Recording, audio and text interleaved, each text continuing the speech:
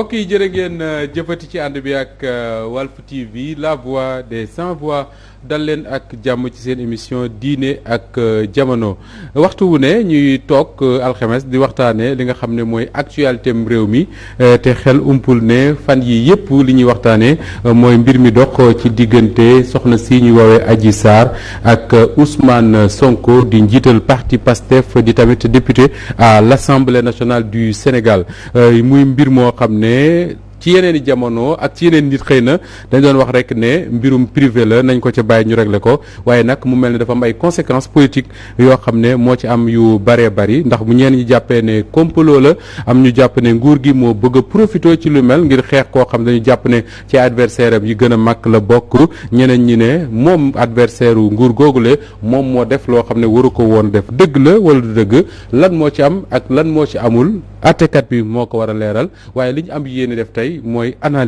analyser ngir comprendre mbir moomule nan la mën a juddoo waaye tamit ndax lu ñu miin la ci taarixu politique ci réewum Sénégal ay complot wala ay fait yu ñuy monter di ko teg ci ay adversaire waaye tamit ban lecture lañ ci mën a def lan mooy ëllëgu Pastef lan mooy ëllëgu réewum Sénégal sax ak ci li nga xam ne mooy jafe-jafe yi mu nekk fan yi yëpp ngir waxtaanee lu ñu mel dañuy ànd ak ay kàngam yoo xam ne ay journaliste taskatu xibaar waaye di yëngu ci politique gu Sénégal di ci gëstu ay at yu bare ngi nii macha allah ngir ñu indi ñoom ñooñu lee ku ci nekk ay leeral ci li nga xam ne mooy laaj yi ma junj léegi suñu ay gan bokk na ci Assane Samb journaliste la directeur de publication quotidien Rewmi Assane maa ngi lay nuyu di la dalal jàmm. jërëjëf Moustapha maa ngi lay nuyu di la ziar bu baax di kontaan ci invitation bi.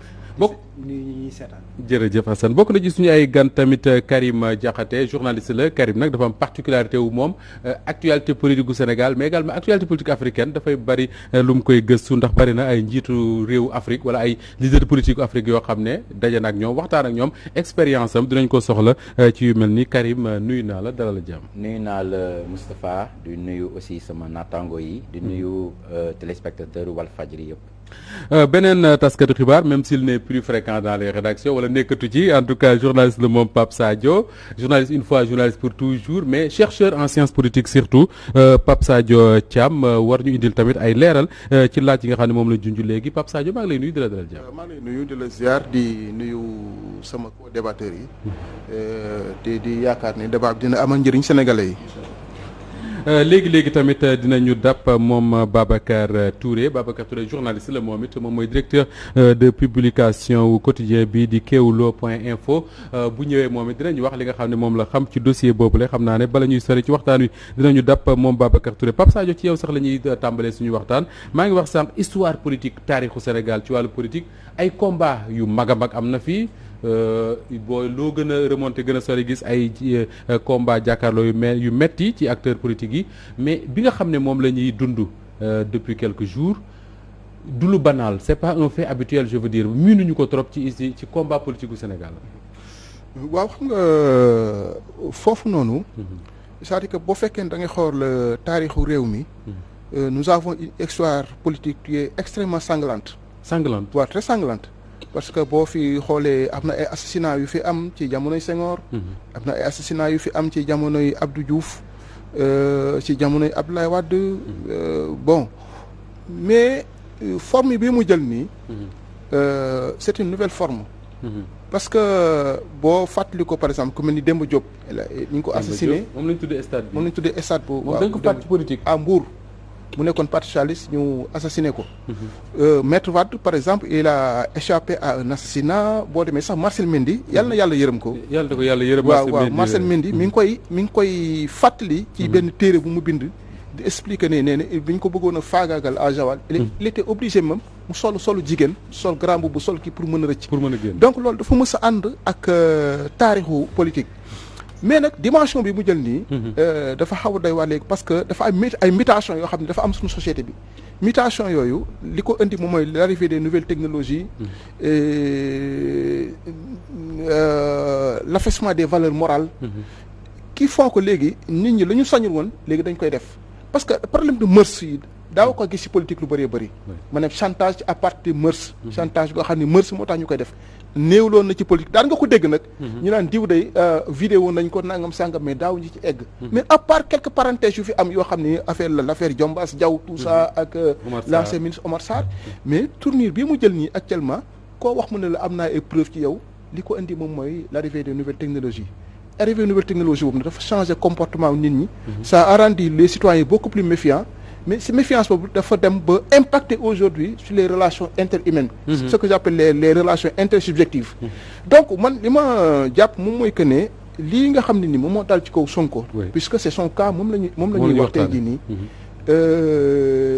dina naqaree xeex lool parce que nouvelle technologie dañoo am doole et puis il y a l'affaissement des valeurs morales qui fait que léegi nit ñi daf ci am ñoo xam ne rusutuñu wax wala rusutuñu def yenn defin yi parce que ñun suñu société dafay changer di am ay transformation yoo xam ni sur le plan moral sur le plan spirituel sur le plan politique mais tamit ñun dafa mel ni duñ ko décoder mais tamit duñ ko bàyyi muy dem rek waaw dañuy bàyyi muy dem rek toujours boo waxee ñu naan way ñun kat diw tëdd na fii di fii la diw tëdd ak fii la diw tëdd diw ñaan na fi c'est vrai yooyu am na mais société buy dox da nga xam ne société dafay dox te nag lu ñuy gën di dem société bi di gën di métti waaye tamit valeur morale yi di gën a affaissé wu jom ak ful ak kersa ak ruus naa def lii dañuy dem ba valeur yooyu dañ koy perte parce que léegi doy na war daal Pape Sadio est-ce que quelque part su ma la déggee mën nañ jàpp ne y avait des combats politiques épiques wax nga sànq ne ay assassinats ay doomu aadama faat nañ leen fii ci Sénégal ndax politique mais diggante les différents acteurs muy diggante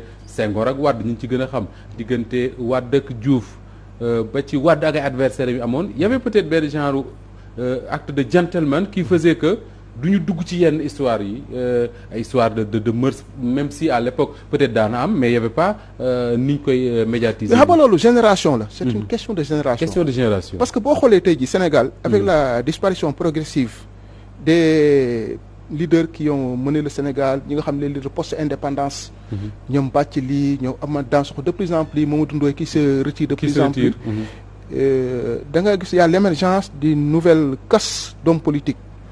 yoo xam ni d'abord moins aguerri idéologiquement moins aguerri intellectuellement mais également porté par une nouvelle conscience qui fait que ne da ngay def politique mais itam da ngay réeree ay réalités wu sam réew parce que bu ñu waxantee dëgg tamit politique ab politicien c'est un miroir de la société nit ku baax les société ba na muy doxee société ba dafay gën a yàqu li nga wax nga ko sànq y avait un agrément gentleman bu amoon entre hommes politiques ñun ñi nga xam ne dañoo teel a màcc ci politique nekkoon université topp ci gannaaw ay ñoom Moustapha Diakhaté mon ami Moustapha Diakhaté suñu grand frère la xam nga ñun dañ daan gis les hommes politiques xeex bi daal métti lool parce que ñun bi ñu nekkee université ñun on avait là-bas des jeunesses socialistes am ay jeunesse libérale waa andi jëf nekk fa mais dafa métti woon mais c'était sur le plan des idéologies même si par ailleurs daan na am ay violences et tout ça mais y a ce qu'on appelle les relations intersubjectives dañ ko doon cultiver te boo xoolee diggante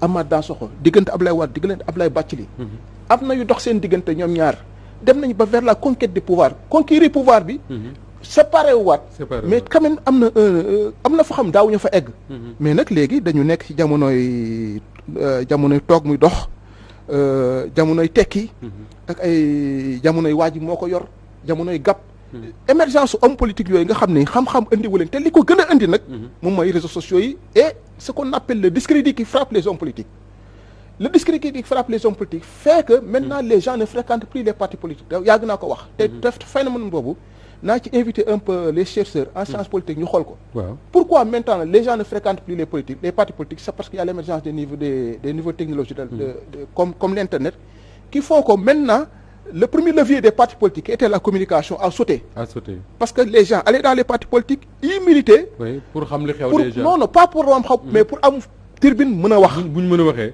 maintenant avec l'arrivée des réseaux sociaux les gens n'ont plus besoin d'aller dans les partis politiques maintenant ils ne se forment plus dans les partis politiques sur le plan idéologique c'est absent mais léegi c'est des leaders qui se forment à partir des réseaux sociaux moo tax ñu am maintenant l'émergence de nouveaux leaders comme ay Kouroum Xarax des leaders comme Guy Marius Sagna d'autres comme ça mais émergence leader boobu ñoo xam ne des fois dañuy porter les aspirations du peuple quand même mais quand même sur le plan de la mobilisation sur le plan de la conscientisation sur le plan de l'idéologie dafay des da nga koy sentir sax ci seen discours. D'accord alors Karim forcément di ngay visiter la presse africaine de ces derniers jours ay amis dans d'autres capitales africaines j'imagine que di ngay discuter ak ñoom ban regard la ñuy jeter ñoom africains yooyu la ci li xew Sénégal actuellement. Effectivement bon comme ni nga ko waxee Moustapha ñu bëre en tout cas ci suñuy confrères yi au niveau de la sous-région.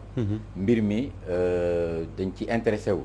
et pas plus tard qu'avant-hier rek am na un confrère ivoirien qui me disait ah mais vous aussi vous êtes dans les problèmes de kii la mœurs mais en réalité lii xew fi nii te nekk na loo xam ne quand même bëriwul ñu koy gis quand même il faut le dire dans la classe politique au Sénégal kii wax na ko tout à l'heure Pape Sadio di rappeler exemple responsable PDS à l'époque bi ñu indiloon problème mu mœurs boobu bi ñu ñëwaatee ba ñu ciy wax actuellement ñu bëre jàpp ne lii xew ni complot la te aussi ci pays africains yi ñu yàgg a gis yu mel nii mais dafa mel ne man ci sama gis-gisu bopp am na ay des cas similaires dans les pays africains. non bëre na sax ay Cameroun un peu partout Gabon yu mel nii du fa gëj waaw mais ñooñu en fait dañ ko miss en fait ñooñu c'est pas lu doy garaaw fa quoi comme fii ni ñu koy gisee parce que quand même fii suñu dëkk dafa am benn particularité dëkk boo xam ne dafa quand même lalu ci diine am na yoo xam ne bu ñëwee rek dafay intéresser ñëpp maintenant ci biir mbir bi nag lu choqué nit ñi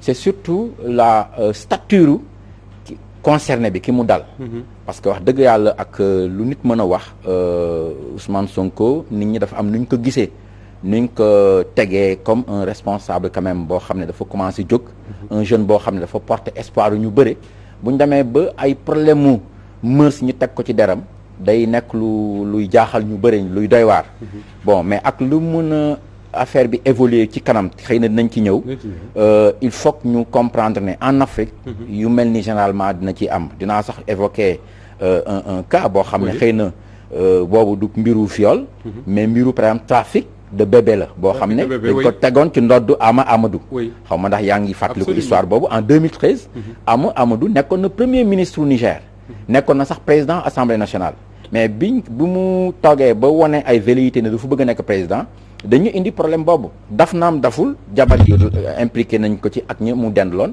mais problème bi Nigéria la commencé ñëw ba laal ko dafa daw dem France par la suite dañu ko def mandat d'arrêt mu ñibbi si dëkkam ñu tëj ko mais teewul élection wu 2015 yi Issoufou njëkk gagné participé na ci te bi muy participé mi ngi woon en prison teewul il a terminé deuxième mu nekk deuxième ñu jóge ci loolu daf ay discussion ba après ñu bàyyi ko en attendant parce que booy xool il risquait même ay 20 ans de prison parce que ñeneen ñi tëj nañ leen ba léegi ñu ngi en prison ba léegi sax affaire boobu bàyyiwu ko d'ailleurs élection yi passé bokkoon na ci d'ailleurs ñoom dinañ dem seen deuxième tour bi dimanche mais moom bokkoon na ci premier tour bi mais dañ ko éliminer parce qu'en fait dossier am la ñu xoolaat daal éliminer ko kon c'est pas nouveau en Afrique non lu bees ci ñun moo tax xëy na mu créé télé bi mu créé alors Assane finalement dans cette affaire là li am solo mooy les faits et souvent gis naa Pape Sadio def ci benn post sax suma juumul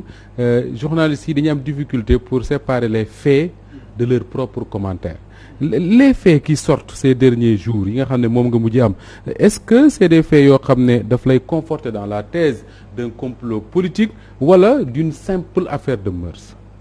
waaw jërëjëf Moustapha di nuyu ñuy seetaan effectivement faits yi mu ngi évoluer parce que enquête bi d'ailleurs mën nañ ni day door a commencer.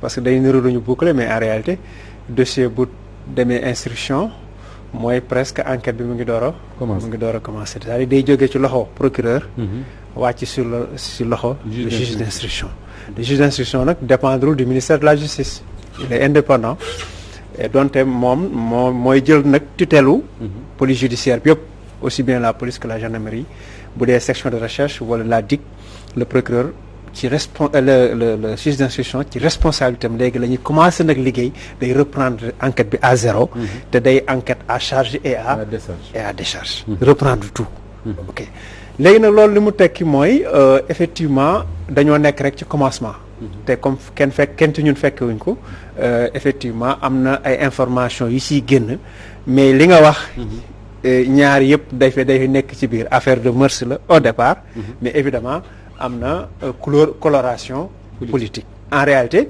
le droit pénal sax moo tëddee noonu.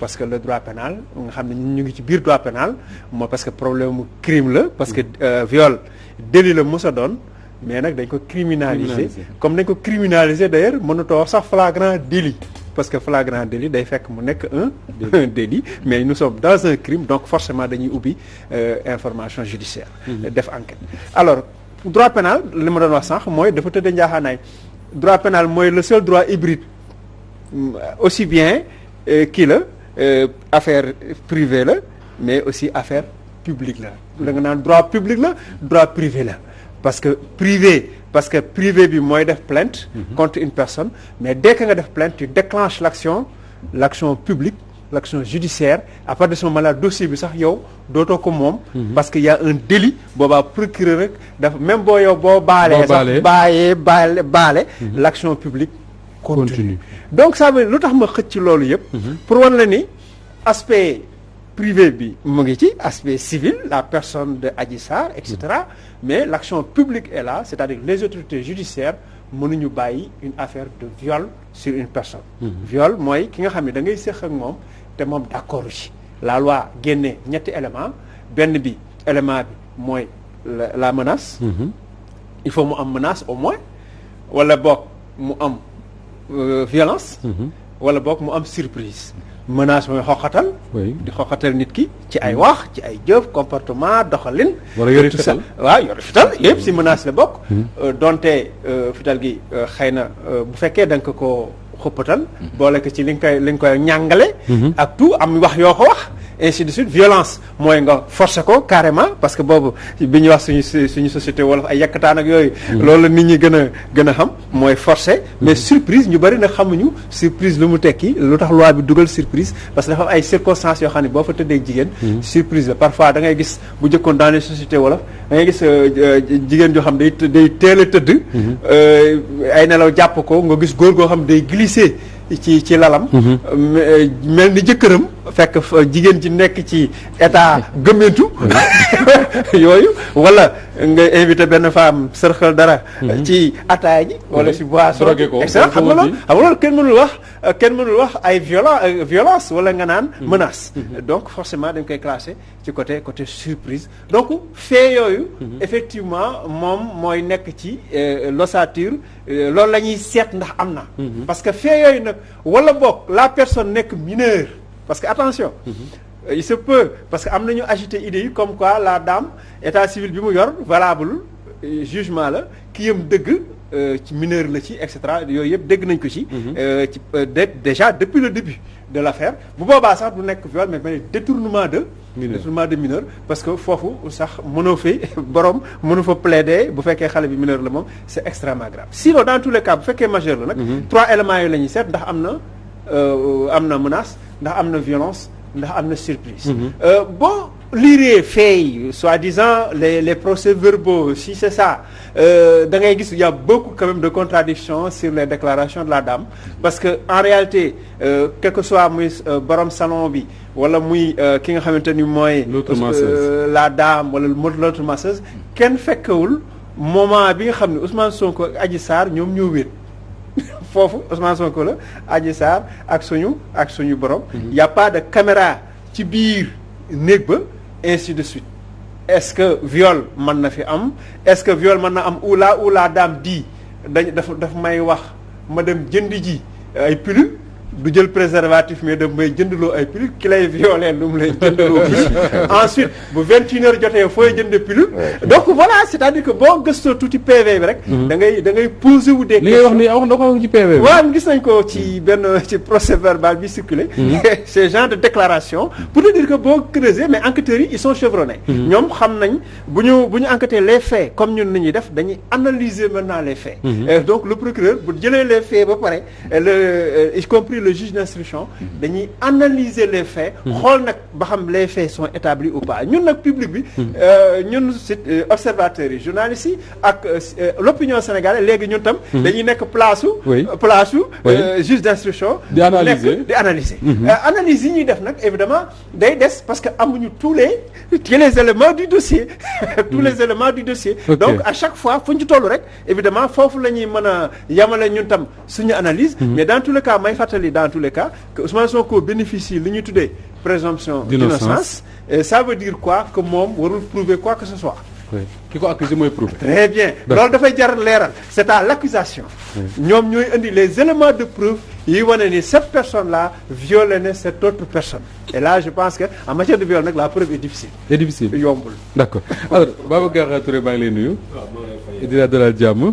alors li ñu mën a retenir mooy dans cette affaire là bis bu nekk nga découvrir ay wax yu bees li Assane wax léegi nga xam ne am na journal bu ko bind sax des histoires de pilule yu ñuy war a jënd ak yu demee noonu est-ce que li ngay jot ci ay informations par rapport ak cette affaire là ak nga xam ne yaa koy gëstul sa bopp da ngay sax toujours que ni lii lépp benn complot politique la wala boog thèse boobu day daanu beneen ñëw taxaw.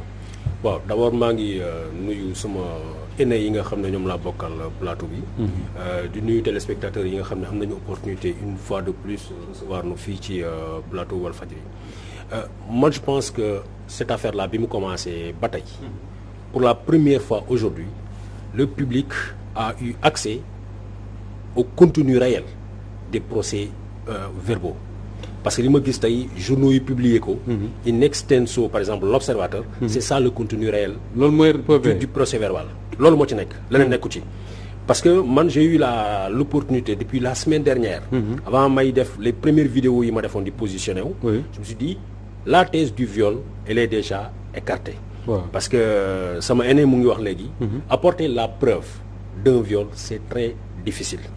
mais déjà. bu nu xoolee yëf yi ni mu tëddee. bi xale bu jigéen bi di jógee Adji Sarr di dem section de recherche. le 3 le matin. bu ñu koy auditionné ñu koy jox pour mu dem defi réquisition. ba mu dellusee dès les premières auditions d'abord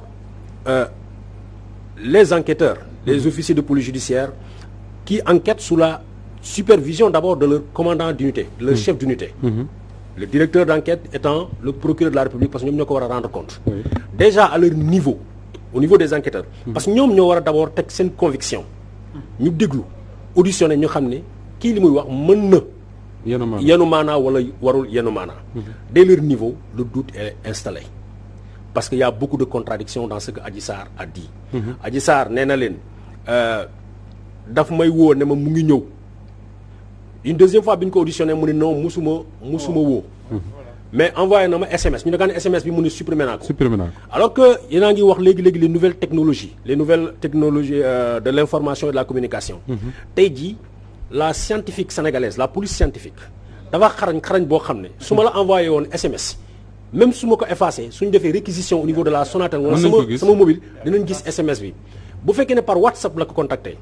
WhatsApp am na application yoo xam ne waa section de recherche ñu ngi ak moom waa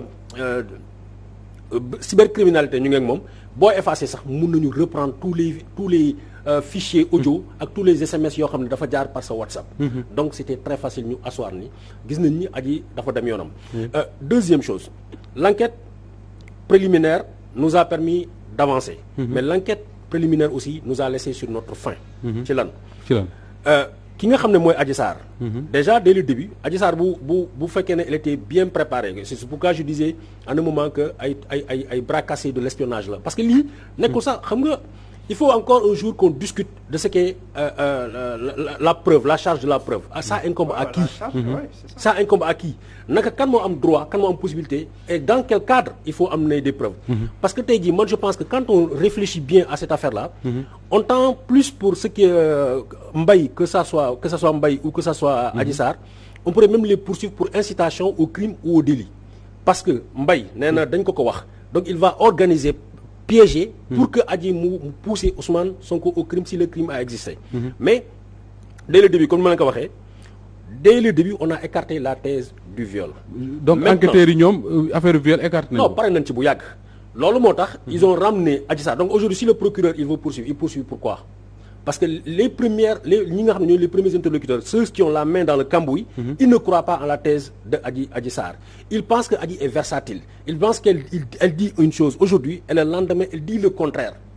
Mais aussi il y a les auditions des autres membres ñi nga xam ne même bu ñu fekkeewulee indirectement. Gis nañu la préparation.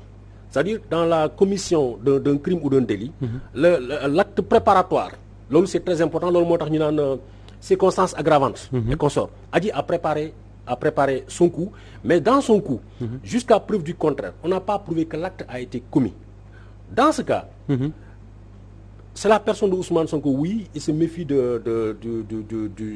pouvoir judiciaire, il se méfie de l'État. C'est tout à fait normal.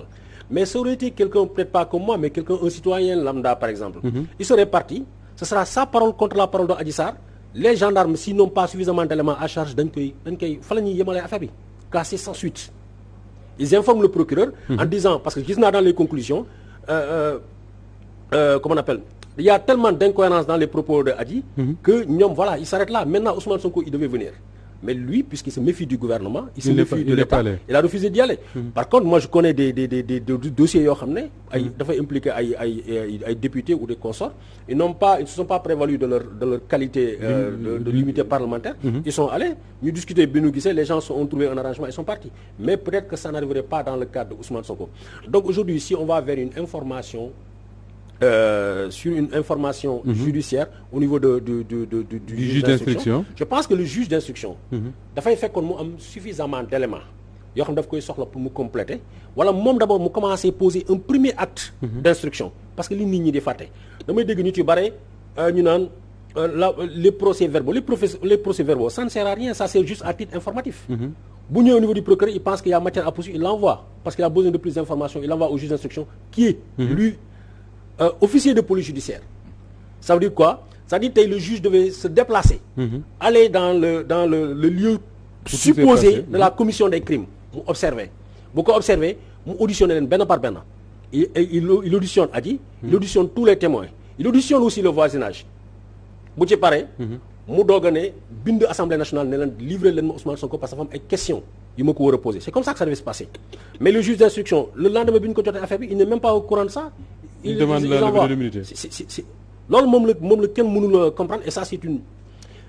damay wax tout le temps le Sénégal nekkatuñu benn planète quoi boo xam ne Sénégal la tudd ak lépp lu ñuy def des questions de droit ay techniques d'enquête, tout ça on l'a copié quelque part et ces gens-là ils nous rigolent au nez en fait. Ils rigolent. Bien sûr. Alors Pape Sadio, en regardant tout cela déglu li Assane wax évoquer les incohérences yi nga xam ne moom la wax ne gis na ko ci PV yi ak li Babacar wax léegi, est-ce que da nga bokk ci ne bon mën nañ gëm ne complot politique la wala boog ba léegi gëmoo loolu? waaw xam nga man foofu comme tous les Sénégalais peut-être ñoom mes confrères là traitement journalistique bi ñu ciy am au jour le jour di man amuma ko ci quoi. Je ne suis plus dans les rédactions.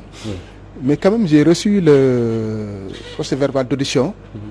J'ai eu vraiment le temps de le lire. Démb j'ai passé toute la nuit à le lire pour me faire ma propre religion sur cette affaire-là.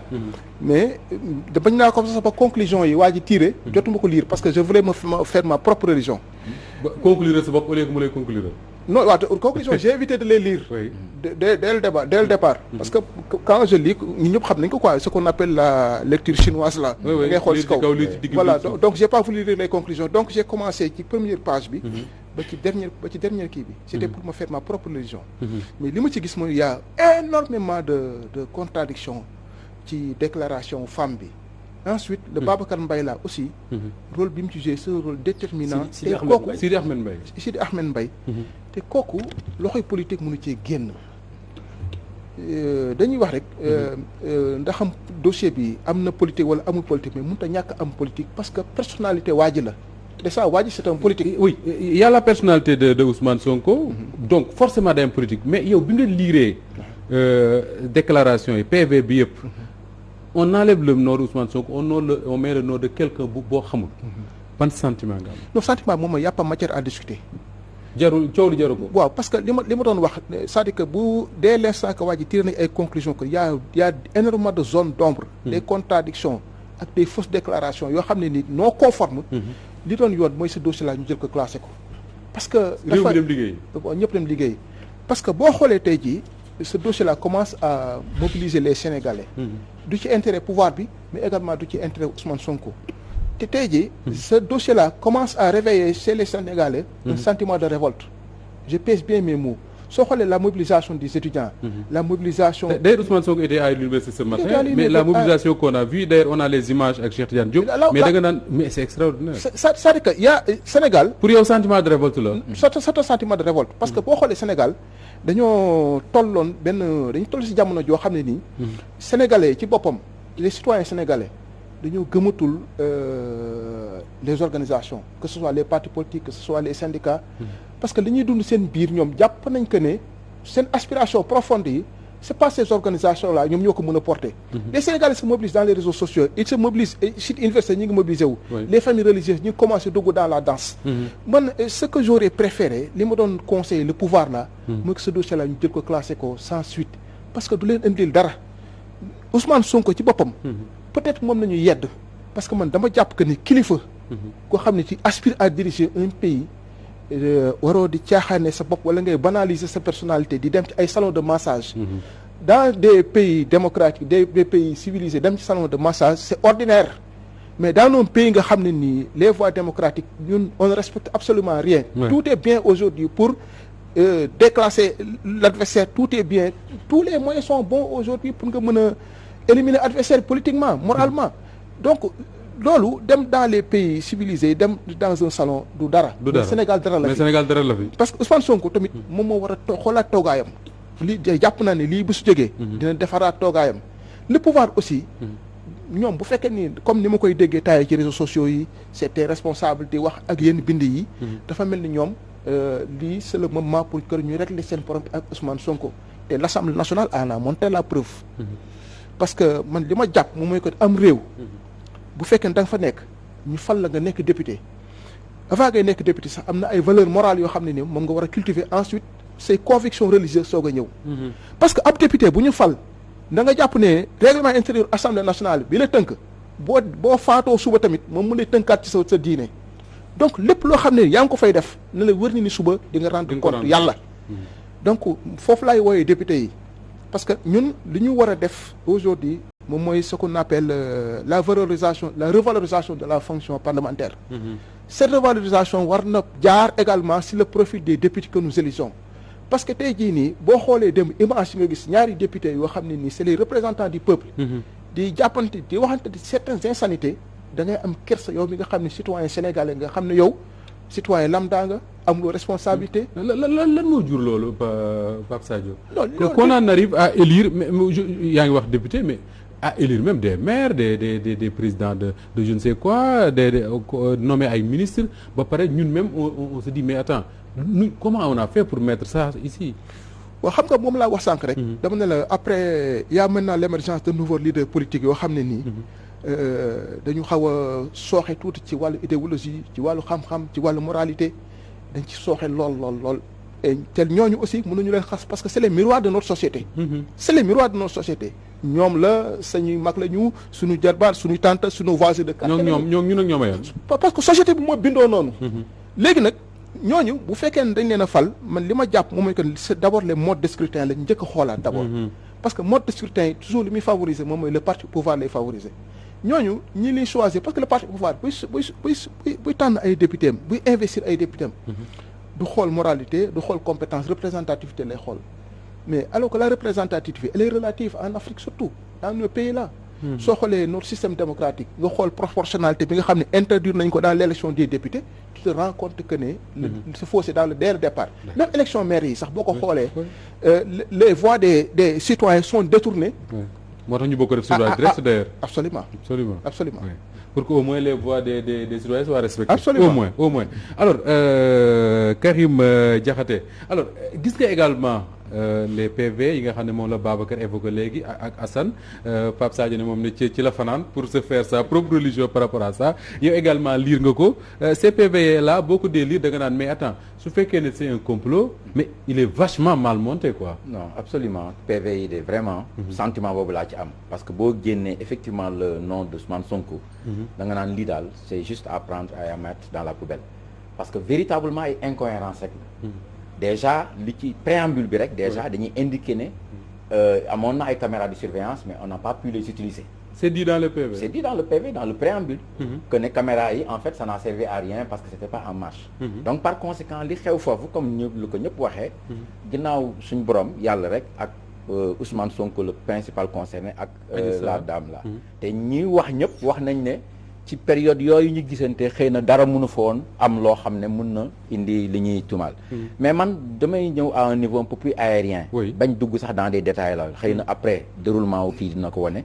mais ci ay montage u ce genre d'affaires bu ci dara réere mbir ne en Afrique képp kuy nekk dans le milieu politique say adversaires politiques au sein même de ton parti wala au sein en tout cas de la scène politique buñ lay fexeel li ñuy monter souvent même duñu sax séentu mu dem ba à sa fin mais nañ ci am rek benn effet buy embrouiller esprit yi nañu indi rek loo xam ne bu nit ñi ne lii de coow am na kii daal ndeke waa ji il est comme tous les autres ñu si bëri sax duñu dem jusqu'à la fin de l'analyse dañuy naan bon wax ji lan la waa ji dem na fa bon pourtant moom de dafa doon wax ne du dem loolu rek déjà pare nañ ci dem werante ji nag dem werante wax ci leneen te gis nga man damay ragal ne fii ak quelques jours comme ñi ngi wax ni ay affaire vaccin yooyu buñ demee ba commencé vacciner nga gis ñi xaw koo wàññi mais teewul nit ñi ni ñuy gisee mbir mi ak principal concerné bi du soppeeku.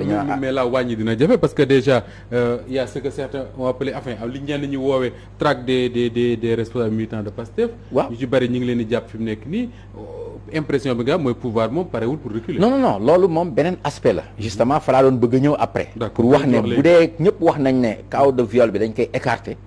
donc mënul te ay mbiru insurrection ak leneen mën nañ ko indi. te bu boobaa nag beneen volet lay doon. xam nga en octobre passé ça fait à peu près 4 ou 5 mois. sur ce plateau même fii foog naa avec Pierre-Edouard maa ngi doon évoquer le fait que Ousmane Sonko. na def attention parce que il va recevoir certainement des attaques. te c'est tout à fait normal quand on est sur la scène politique yow ñëpp jàpp ne yow tu es présidentiable. gis nañ ne aussi ak li xew temps yi passé nga xam ne le principal bi disons celui qui était arrivé deuxième et allé rejoindre la majorité yow yaa fi sës comme on dit mais forcément il faut que nit ñi am bàyyi la xel lu ma xaw a déplorer mooy le fait que à son niveau ak nit yaakaar bi ñu porté ci moom amul un protocole amul un encadrement suffisant. est-ce que yaakaar Ousmane Sonko daf ko yombal trop sa façon de faire. waaw man je trouvais que c'était un peu léger. te loolu dafa rejoindre une expérience bu maître Ablaye Wade wax parce que même c'est un vieux routier. Ablaye Wade il a subi ce genre de situation boo leen di fàttaliku en février 88 juste avant les élections une semaine des élections lañ ko tuumaal benn affaire bu grave parce que dañ jël ay égyptiens dugal leen ci avion jox leen ay armes ñu jàpp leen fii à l'aéroport ñu ne Ablaye Wade dafa doon bëgg a def benn attaque ay libyens la ñu wax mais man sax après dégg naa par la suite ñenn wax ne il s'agissait d'égyptiens qui avaient des nationalités égyptiennes mais loolu une semaine de l'élection de la présidentielle xam nga loolu à l'époque avec l'État organisé bon du ma sax revenir sur les principaux acteurs on avait cité le nom de feu Jean Collin yàlla na ko yàlla yërëm donc pour dire que loolu dafa yàgg dans les pratiques ba léegi nag man du ma accréditer idée wu ne pouvoir yi moo nekk derrière non mun na nekk un coup monté boo xam ne ay li ñu naan flibustier des gens yoo xam ne ils sont peut-être dans le sérail autour du pouvoir daf ay actes isolés pour éventuellement am ci un bénéfice mais de toute façon un acteur politique surtout de la dimension de Ousmane Sonko nga xam ne comme deuxième bi randu woon na ñëpp moom la ñu gisoon parce que en fait de toute façon statut chef de l'opposition ba amoon problème bi réglé wu woon na parce que kon heure bi dina am une escorte dina am un encadrement boo xam ne yu mel ni du am du mën a dem fu ko neex du mën dem fu ko neex d'accord alors est-ce que quelque part Karim évoqué na ko dafa mel ne ci la daaneele sax mooy moom gëmul ne c'est un coup monté par le pouvoir en tout cas au plus haut sommet du pouvoir comme on le dit mais est-ce que quelque part Assane mënuñu jàpp ne le pouvoir dafa fekk benn affaire bu ñu ko offrir sur un plateau d'argent mu bëgg ci profito di wut Ousmane Sonko depuis je ne sais pas quelque temps xool ban côté lañ koy jaare mënoo ko poursuivre pour des détournements de deniers publics parce que moom géré wala deniers publics sa carrière wax na plusieurs fois ne mën nañoo seet fii ba yamal xiyaam duñ gis dara mais après xëy na le pouvoir wut gis na li ñu jàpp ci. waaw très bien yaakaar naa ñun ñëpp. fàttaliku nañu l'affaire DSK, Dominique Strauss-Kahn ak Nafissatou Diallo nga xam ne Dominique était le candidat indiqué en France. Oui. ba ma tur moo waroon nekk normalement le président de la République parce que moo amoon le meilleur profil. a nekk directeur général du FMI Fonds monétaire international du n'importe qui. Oui. soo daanoo nañ ma baal waxin bi entre les jambes d'une femme de ménage. dafay nekk un pour nga falu dina série. jafe. ñu ngi plus loin xëy na maa leen mag tuuti mais en 1990. bi Ronald Reagan bàyyee defee 2 mandats son colistier Bush père. amul woon le charisme. mais Gary Hart c'était le meilleur candidat démocrate. Pour moo waroon remplacer nekk Reagan. président de la République mu def erreur défier la presse. di wax ci boppam ba xaabaabal daal ni sax je défie quiconque la presse bu ñu mënee génn ci man benn affaire gars yi dem génneel ko photo ak benn maîtresse am def ko à la une. Gary Hart foofu la jeexal. foofu la noppee nekk candidat ñu teg benn candidat démocrate boo xam ne n'était pas préparé. ci la Bush père nekk président des États-Unis yooyu yàgg na fi yàgg nañ ko utiliser affaire u mœurs contre des individus et tout ça. ay temps sax dañ doon glorifier affaire u sexe affaire u mœurs comme ni nga ko waxee yaakaar naa Pape Sadio gars yi ñoom Karim Babacar ñëpp wax nañ ko. dafa mel ni il a prêté le flanc li ñuy wax ci français. daf ko yombal gaañ yi waaw daf ko yombal gaañ yi parce que tout de même. les salons de massage tout ça dafa am benn réputation boo xam ni mu ngi collé te du ñëpp nag yamuñu évidemment parce que man mi waxee yow. en Europe gis naa les salons de massage comme nii par exemple am na salon de massage boo xam ni nga xam ni man maa ko visité à gauche. dafay am non seulement day am massage mais day am kii sport moniteur de sport day am sauna. muy dugg noonu tamit tàng la. genre xamaam yooyu naa am piscine bu ndaw. piscine bi dañuy xaw ma nu ñu koy liggéeyee mais day bax. day bax nit ñi bu ñu wàccee ñu bari les avocats les kilifa yu mag yi dañuy ñëw def sport masser sangu solu. génn door a dem seen kër. góor ñi côté bii la ñuy féetee jigéen ñi côté li may wax ni d'ailleurs Sénégalais yi nekk Toscane en Firenze. bu ñu jéggee Ponte Vecchio wetu Esselunga bi fii supermarché bu mag bi nekk am na benn société bu mag bu ñuy wax Aquabel. loolu lay def bon c'est juste mën naa ko wax fii. parce que de publicité peut-être c'est pas au Sénégal. pour wan la ni. parce que ñun demuñu fa. dans tous les pays du monde. ces genres de salon de massage comme ni ñu koy amee fii. mais comme dit Pape boo demee en Europe il l'accepte. waaw Pape Sadio dem dugg fa ça dérange personne. bien sûr que même Macron dem dugg fa ça dérange personne. mais au Sénégal beneen regard lañ ci am. tout à fait pour wax la ni effectivement c'est très compliqué parce que ñun mënuñu joxe ay leçons wala di yeddaate sur ce plan. mais les faits sont là parce que Sonko n'est pas n'importe qui. effectivement candidat la à la présidentielle arrivé 3e. mais bu dafa mel ni. effectivement affaire bi daf ko bëgg a def comme à la Sankara Thomas Sankara. di commettre les mêmes erreurs que Thomas Sankara. en 1981. bi nga xamante ni le président français Mitterrand seet si na dem na Burkina Faso seet si Thomas Sankara. Thomas ñëw def discours d'accueil ci discours bi Sénégal yu bëri ñu ngi koy fàttaliku parce que l'Afrique suivait. Sankara dafa dal ci kaw la politique française waa xamal ni ngeen di doxalee jaaduwul nangam Mitterrand bàyyi ko ba wax ba pare. Mitterrand ñëw taxaw war a tontu protocole bi jox ko discours bi mu lem ko def ko ci poosam. pour tontu ko. daan ne ko. attendez d'avoir mon expérience. da nga di xale. waaw da nga di xale. bayal ba amaat at yi ma am. xaaral ba am at yi ma am di nga comprendre que en fait. Sankara foogoon na ni war na mën a arbitrer ay match de football. foogoon na ni war na mën a dem di bolot ca penc ma. di dawal vélo ak. waaw foog na ni waroon na mën a di dawal vélo ci mbedd mi diit. c'est la même chose li tax ma andi fee yooyu. c'est parce que fii le président du parti Pastef Ousmane Sonko. war na xam ni dépassé na dimension di déplacer wu seul di dugg fenn fi et je pense que c'est important ñuy souligner ces faits là. maanaam moo tax na gars yi exploiter la situation. attention dossier bi bu ñu classer le viol comme ça sans suite sur le plateau mënuñu classer le viol sans suite. attention li ma bëgg a wax foofu mooy. la dame. porte na plainte donc il faut que justice dem jusqu'au bout n'est-ce pas? Ensuite même Sonko dégg naa mu ni baal naa Adji Sarr.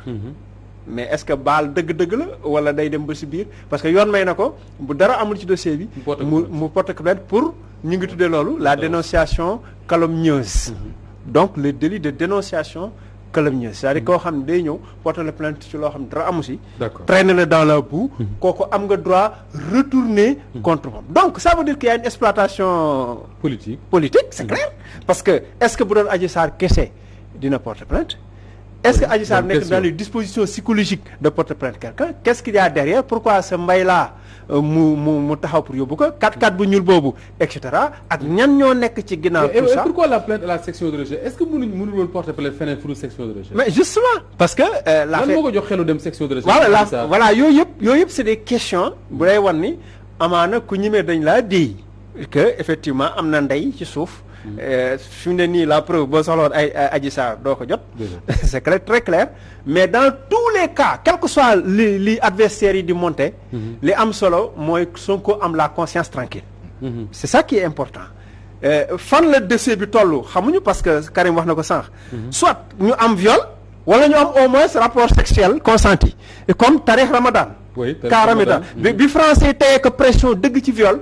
dafa nangu ni am na rapport sexuel consenti ci un théologien islamique rapport sexuel consenti yow yaa xam nga ni donc ça c'est la même chose fii bu fekkonte ni gars yi bu ñu mënul am viol bu ñu amee sax mu nangu ni séq na xale bi laa nag day daal di tilimal li nga xam ne mooy fonds de commerce politique bu Ousmane Sonko te foofu aussi c'est un objectif recherché. alors Ousmane Sonko li ngay lire ci PV Babacar boobu ba léegi wax nañ les incohérences yi nga xam ne moom moo am dans les déclarations notamment de Adji Sarr mais est-ce que ci PV am na loo xam ne Babacar mën na tax nga jàpp ne fii moom Ousmane Sonko a prêté le flanc comme on dit. waaw xam nga Ousmane Sonko si boppam nee na leen. ñeneen dinañ naan lu tax ma dem fa parce que su ma xalaatee ni damay dem foo xam ne def ma fa lu bon demain si c'est à refaire il va le refaire loolu la wax ci plateau bi. donc kenn nuñ naan xam nga tungu ne du teew ñu nataal Ousmane Sonko moo ko wax. mais man samay source d'information ay information yoo xam ne man am naa leen au préalable. Ousmane Sonko déjà c'est depuis 2018 la ay nit au sein de l'APR ñu identifier ni Ousmane Sonko day fréquenter benn salon de massage à Mermoz. Depuis 2018 déjà, ils avaient concocté ce plan-là pas pour le prendre pour le prendre muy def ay actes sexuels ou quoi que ce soit, mais pour ñu mën ko planquer fa ay caméra filmer ko pour wane ne kii di woote Ibadou en fait il se fait masser par des femmes. 2018 c'est ça le plan de 2018 le plan initiative. Quelqu'un a informé son jeune frère qui était à Paris parce que cette personne-là m'a appelé en même temps mu informer ma mais Ousmane Sonko a été au courant depuis 2018. Pourquoi il n'a pas changé? Pourquoi il a continué à fréquenter les salons? Moom moo ci mën a tontu. Dans ce cas, je rejoins tous les confrères ici. Il a prêté le flanc. Maintenant, l'autre question boo xam ne bëgg naa ci tontu. mooy da nga ne est-ce que l'État est derrière cette affaire-là?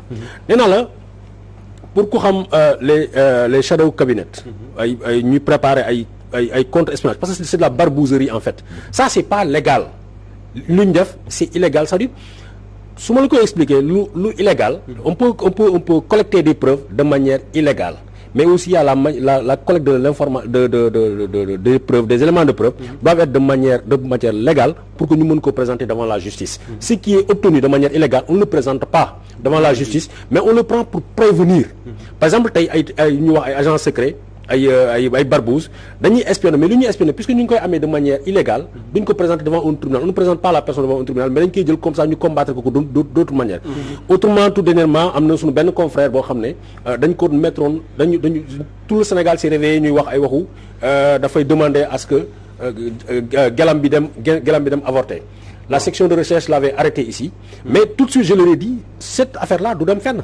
Parce que nous devons pour jot information bi la collecte de cette information là les preuves qu'ils ont utilisées contre lui ils les ont eu de manière illégale. Ce qui est illégal ne peut pas être présenté devant le tribunal. Donc loolu moo tax bu fekkee ni les états moo préparé. L'état a des avocats. L'état a des officiers yoo xam ne def nañu ay droits. ba ngay indi information nga ne leen Ousmane Sonko de mooy principal opposant bu président de la République gis nañ ko mu ngi fréquenter le truc si cette information a été parvenue aux oreilles de comment on appelle des services secrets neneen nañ ko doon traité dañuy xool lan la leen loi may ak lan la leen loi mayut première des choses donc moom laa doon wax tout le temps ne leen dans ce cadre là Ousmane Sonko duñ ko doon xaar ba mu ñibbi Dakar est quadrillé actuellement. fépp foo tourner ay poste de gendarmerie la ay poste de police la. bu jógee foofu balaa moo yegg si këram dafay taxaw ay poste mu génn leen carte bi moo tax mu jàll. léegi ñooñu il fallait juste ñu tendre ko benn souricière bu duggoon ñun ñii dañuy yeew rek ñu gis Ousmane Sonko menotte en main. mais léegi naka la ñu xam ne Ousmane Sonko parce que bi coow li jógee ñun ñëpp dañu doon ne est-ce que dëgg la. ñu bëri gëmuñu ko. ba Ousmane Sonko bi mu toogee ci plateau bi mu ne demoon naa fa. la nit ñi commencé ne kon demoon or comme ni ma leen ko waxee tout le temps lu ñu mënoon a jël pour ñu am ay preuves am na ku ko fi wax léegi waxu caméra yi. les caméras ne fonctionnaient pas donc il y avait pas d'image de Ousmane Sonko. la géolocalisation wax naa leen notamment bu nit demee fenn sa téléphone nañuy géolocaliser xam ne telle personne à tel endroit mu ngi foofu. la comment on appelle les réquisitions de géolocalisation qu'ils ont envoyé pas à la Sonatel mais à Tigo. parce que numéro bi ñu joxe 73 la joxewul dara. donc Ousmane n'était jamais présent là-bas avec son téléphone. qu'est-ce qui restait? c'est la parole des gens qui disaient que dafay ñëw fii ak moom sa parole à lui mais moom il a joué franc jeu. il a dit oui dem naa fa. maintenant on pourrait dire ok on a un premier aveu, c'est-à-dire il dit que dem na fa. certainement mën na fa dem bu fekkee ne ci collecte de cette collecte là elle est illicite si collecte preuve yi nga xam ne ñoom wax nañ ko mais lan la ñu gis lan la ñuy tuddee preuve tey aujourd'hui dañu wax rapport médical. J'ai entendu beaucoup de personnes. Le médecin a tellement fait dans la précipitation que dafa bind waxul des prélèvements ont été faits des parliaments ont été faits. des parliaments. non ba parliament la bind boy. Parliament la bind. mais même dans le il y a beaucoup de fautes. mais ce qui fait que ce rapport médical est à mettre à la poubelle. Deuxième chose. man tout dernièrement j'ai accompagné une femme dont bi nga xam ne doomam bu jigéen dañ ko violé woon à la Mecque. On a mené ce combat là ba ñu rapatrier le violeur et les victimes. bi ñu demee section de recherche ñu porte plainte ku jigéen ki d'abord c'est AJS moo ko Association des juristes Sénégal moo ko accompagné. ñu yóbbu ko au Dominique ñu defal ko kii gynécologie comment on appelle. rapport médical mu indi ko. section recherche dañ ko ne ñii duñ ko jël. ñun dañ lay defar réquisition nga dem au niveau de l'hôpital principal ku jigéen ki avant muy dem foofu dafa demoon sax Abass Ndao ñooñu ñëpp ñu ne ko non ñun bi leen ko indee gars yi dañuy bañ section recherche ne duñ jël loolu. section recherche moo ko jébal encore boole ko. ak gendarme pour mu gunge ko.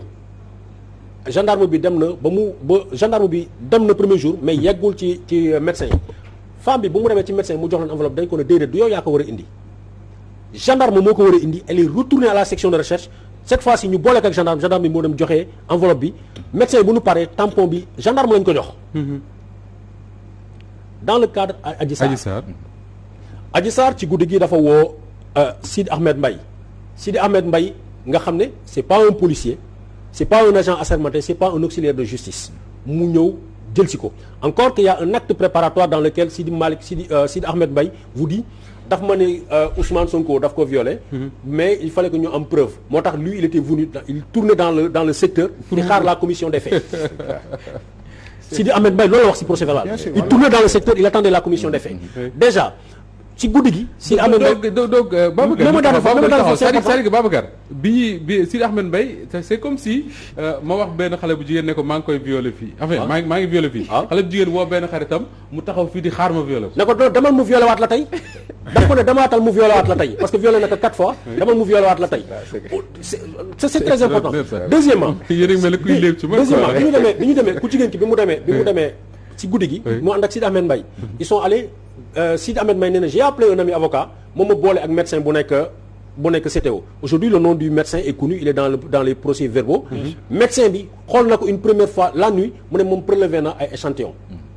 bon il waxul prélevé parliament échantillon la wax. en vue de test ADN. ça me rappelle l'histoire de Pape Alé qu'on a pris on dit dañu mandi ñu dawal ko ñu testé alcool test.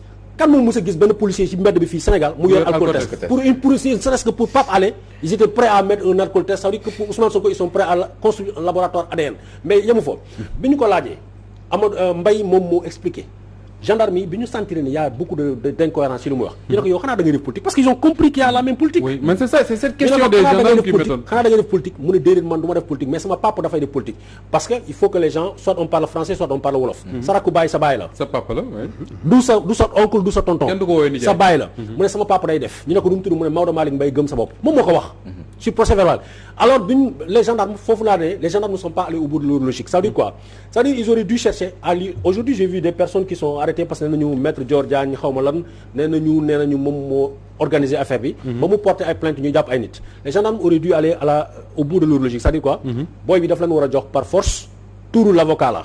oui avocat bi nga xam ne moo ko def c'est-à-dire su ko bañee. ñu saisir ses téléphones. mais il faut que le maître des poursuites mooy le procureur de la République autorise.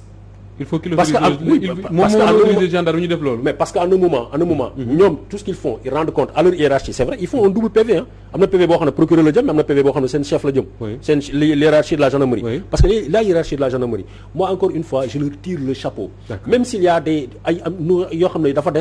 mais mënoon nañu interroger ces téléphones là xam kan la woo ki nga xam ne moom mooy avocat bi nga xam ne moo préparé tout ça il doit être entendu sur procès verbal il doit être poursuivi aussi. Babacar maa ngi ñëwaat ci yow léegi Pape Sadio malgré tout ce qu'on dit malgré incohérence yi nga xam ne contradiction yi nga xam ne wax nga ne gis nga ko ci PV mais li ma ci jot a lire quand même sooy lire PV également yow da nga naan lii xëy na lépp du dëgg mais est-ce que un homme politique de la dimension de Ousmane Sonko quand même ki wax na ne il est arrivé 3e à la dernière présidentielle fi ñuy waxee nii bu ñu neexee ne c'est le chef de l'opposition yor un parti boo xam ne boo xoolee tey jeunes yi ko topp à l'université de Dakar da nga naan da lay fàttali Abdoulaye Wade ay années 88 est-ce que un homme de cette dimension là peut se permettre ça c'est-à-dire que dem si salon de massage xëy na bu doon beneen réew du garaaw seul la nuit heure couvre-feu est-ce que on peut se permettre ça. waaw xam nga man mooy li ma wax sànq rek xam nga lii dama jàpp ni que ce sont les durs apprentissages de sa carrière politique. oui parce que aussi peut-être mën na am des fois ay circonstances atténuantes. parce que Sonko tam bu ñu waxte dëgg ci wàllu expérience politique des na âge bi des na. musul bokk ci benn parti. su bokk ci parti politique peut-être syndicalisme la defoon mais c'est un syndicalisme boo xam ne nii peut-être il n'a pas fourbi ses armes dans les mouvements de masse. ensuite boo xoolee ñi ko wër aussi c'est des jeunes ñoo xam ne nii musu ñoo xam ne def nañ politique. bon c'est vrai peut-être loolu li mu koy indil moom mooy que ni c'est un plus. c'est des gens yoo xam ne nii musu ñoo mêler à la chose politique. ce sont des cadres des technocrates yoo xam ne nii ils ont servi dans l'administration centrale dans l'administration territoriale. am benn background bi quand même loolu li mu ko indil moom mooy que ni am na ñu bëri ñoo xam am nañ yaakaar ci Ousmane Sonko. Et ensuite mu yàgg défier le pouvoir naan leen bu fekkee ne am ngeen ay preuves yu leer ci man da ngeen ko génne et depuis loolu le pouvoir est incapable de sortir des preuves. Ensuite